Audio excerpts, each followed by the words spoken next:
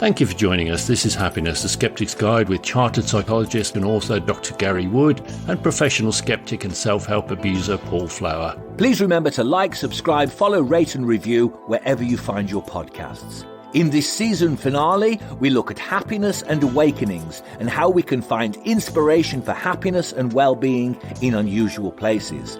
And we reach the conclusion that at least one of us needs to switch to decaf. I get it. All right, I'll let you fire away. Oh, where are we? Oh, let me think. Hello, and welcome back to Happiness, the Skeptic's Guide. Are you sitting comfortably? Because I'd like to tell you a story about awakenings.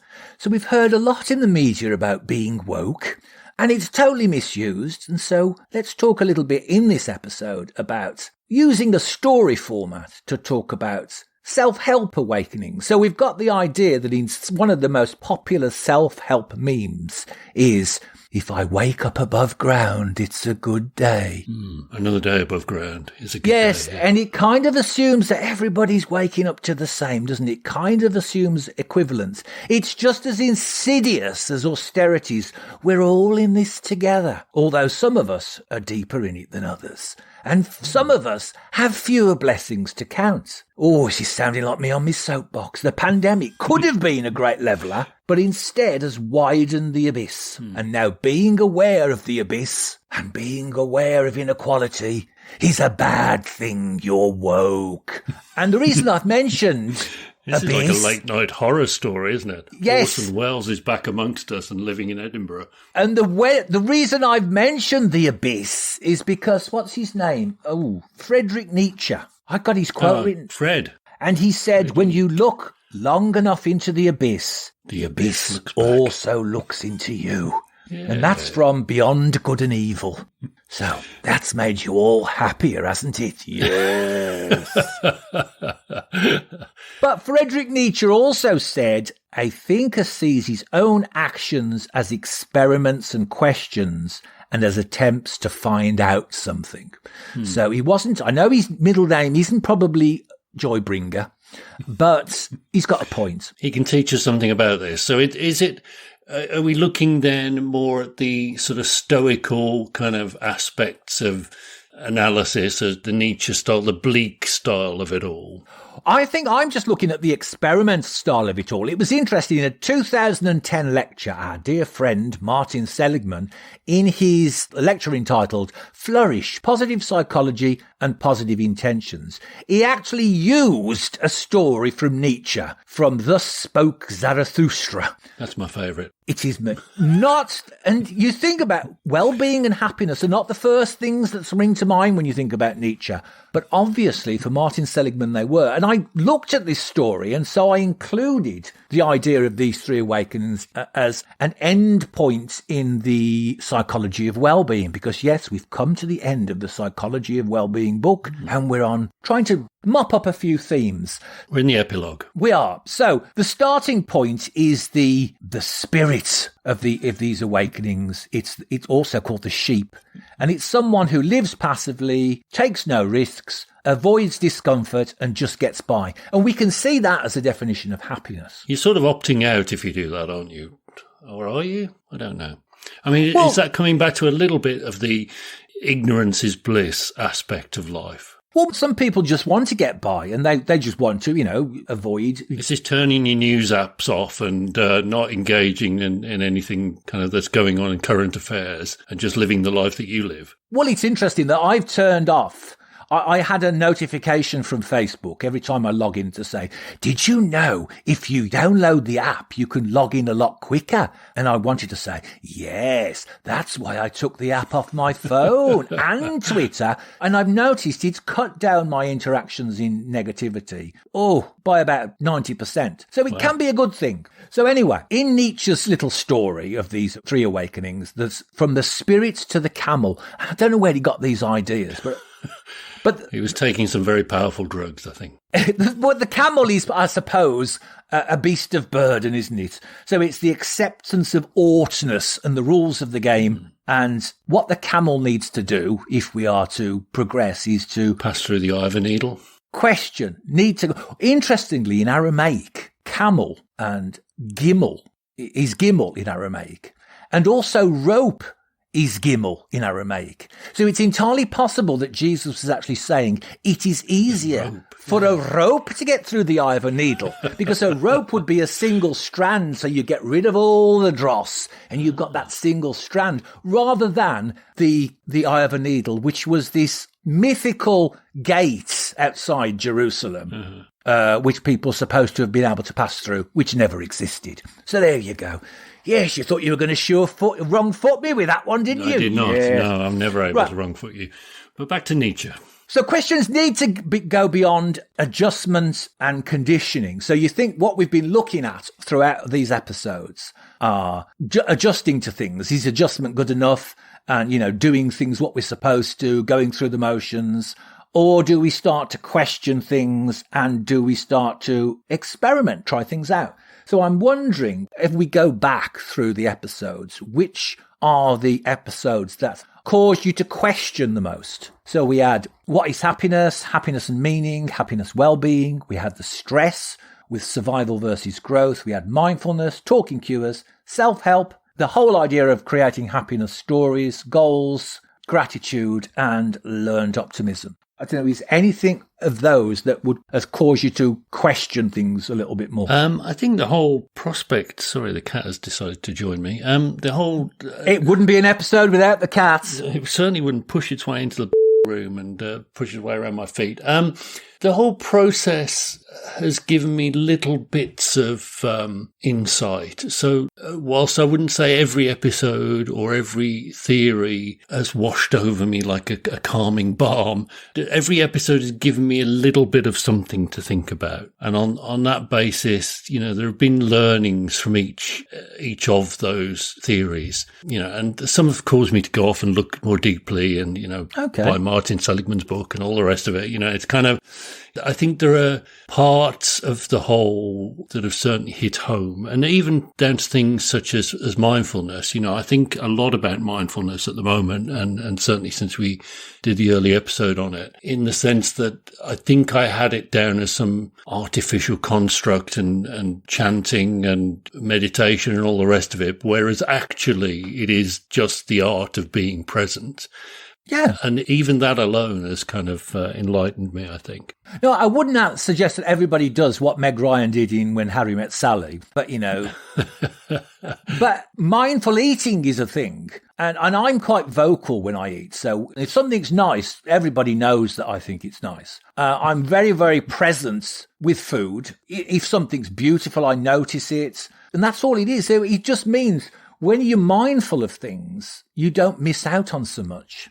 So it's the idea that I'm not sitting there gazing at my navel, counting my thoughts for 20 minutes. It doesn't necessarily mean that. It just means being more present and actually getting more of a experience of life. I also think, we harken back into it in the last episode about learned optimism, but also it's the breaking up of the emotion that you're feeling. So, the taking stock and the breaking it up and thinking a bit more about it. So they all tie together in that respect. If you're able to break things down with a deep inhale or exhale, to take your time to think about it a little bit more rather than, having the first reaction and the first negative thought. And those are definitely beneficial things. Yeah, definitely. So it sounds like, and Nietzsche's then second transition or transformation comes from camel to lion.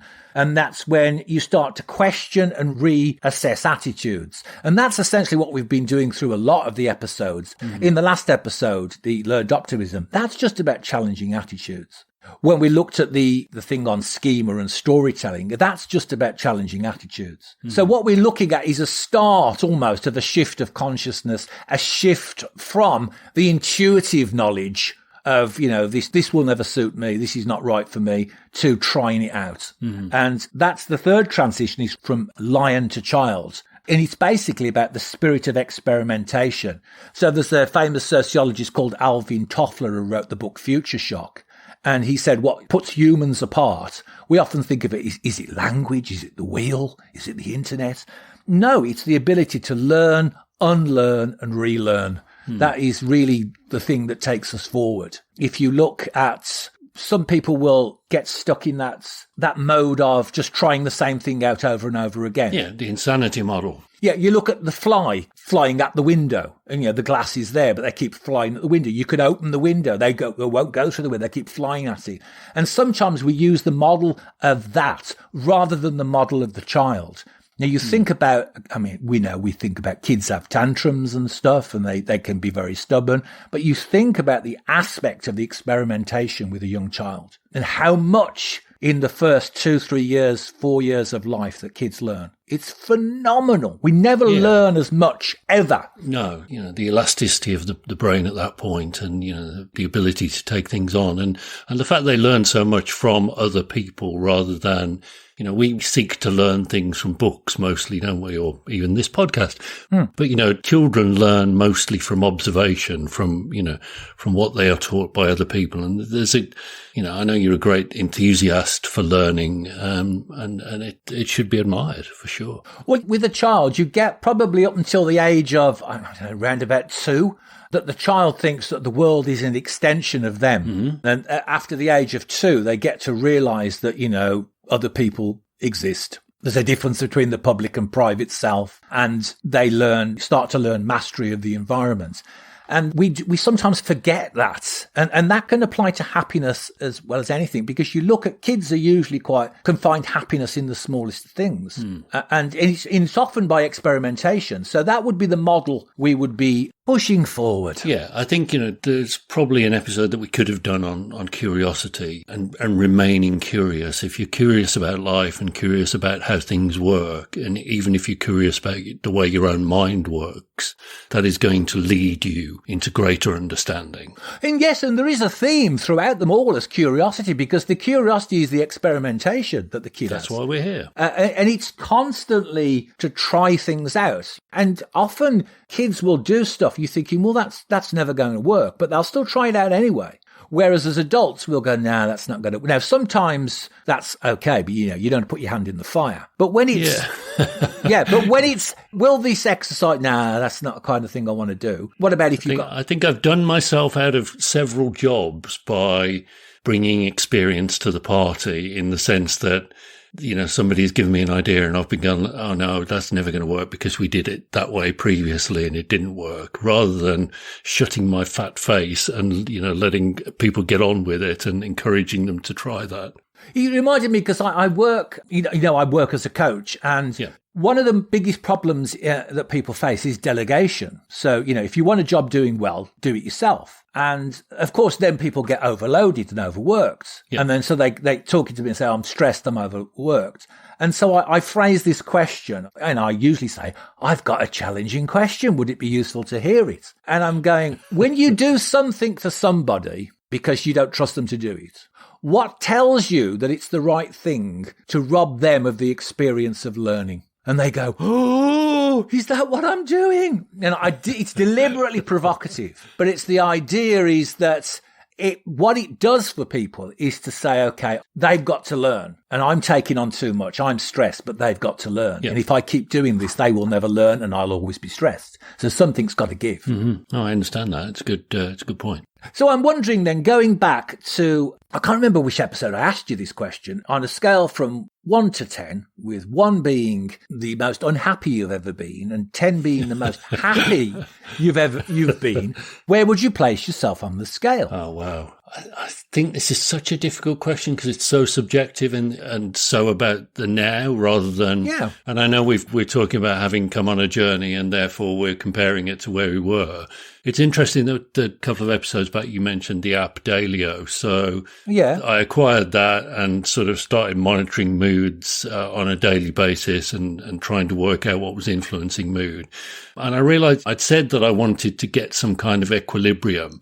And I think I do have, probably looking back at that, do have some equilibrium there, even though I've probably only got a month of data really to refer to. And my baseline is probably pretty sad rather than happy. But, I'm a 4 to 6 somewhere down the line. I probably don't anticipate getting too much better in that. So going back to that then, your Dailyo was what point you... I would say I was about kind of level on a sort of, a meh kind of scale they would put it on, although I've renamed them, obviously. But I was there or thereabouts at kind of quite level most of the time. And what kind of things happens for you, or do you do, that elevates it beyond meh? I haven't got that deep into it, unfortunately, yet. It's too early. But okay. I think my problem is that I've always been worried that, and I've never been able to work it. I want to be able to work it out. This is the issue.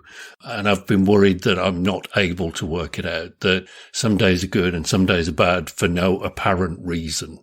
You know, I've been journaling. I've obviously been doing this and thinking a little bit more about disrupting thought and whatever else. But, you know, I do want to be able to find the things that make me happier. And, you know, I know some of them, but I don't know all of them. Okay. It's useful to think of, when I was writing The Psychology of Wellbeing, I got really, really bad writer's block. And I always used to think of myself as an afternoon and evening person. And I thought I don't function unless I've had 17 cups of coffee and, 3 slices of cake. And then, I've watched a little bit of afternoon TV, that.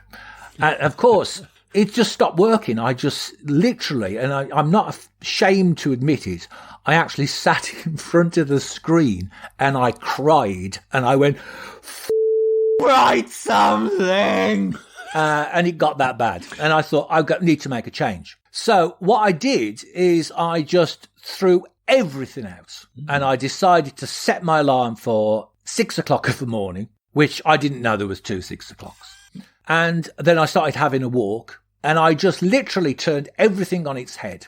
And I found that I'm now a morning person. And even when we were going through the pandemic and the coffee shops were shut, which was my routine, I would still walk to the coffee shop every morning in all weathers. And people would look out the window and say, what's that idiot doing now? So I'd walk exactly the same journey and I'd come back and then I'd start working. And I found that was the only thing that sometimes it's just turning everything on its head. I'm big on routine, so I can understand that. And perhaps changing my own routine needs to be done. I have, as we've often mentioned, I have an exercise routine. I think exercise is a great lifter of mood. Yeah. And I just do think that sometimes maybe I need to get out of that routine because the only times that I do get out of that routine is if I'm injured, so perhaps I need to break it down a bit more. But unfortunately, stepping out of the routine feels to me like failure, and I hate to fail. Well, it sounds to me that possibly is your core, the thing that gets you to a certain level. And it's maybe experimenting with other things that you could add in. So you talked about putting the mantra in with the routine. Mm-hmm. So you might want to add a visualization. So it might be that your exercise routine is your core and which you can add and build things and experiment with that. I threw out all of mine because I was not functioning at all. If I'd have just been writing a few words a day, I'd have probably thought, okay, what am I doing? How can I build on it? But I got to a point where I wasn't writing a word. I would sit at a blank screen for 3 or 4 hours. So at that point, you need to do something drastic. If you're ticking along, it's more a model of what can you do to enhance? Yeah, I think that is it. And it's also to, in the darker times, to kind of just take stock of those times and try and break them up a little bit, break into the thought and stop it from extending for too long. So we've kind of done a little bit of a recap and we've talked about the stories. So I'm aware that we've come to the end of the Psychology of Wellbeing book. So I've shoveled out loads of stuff.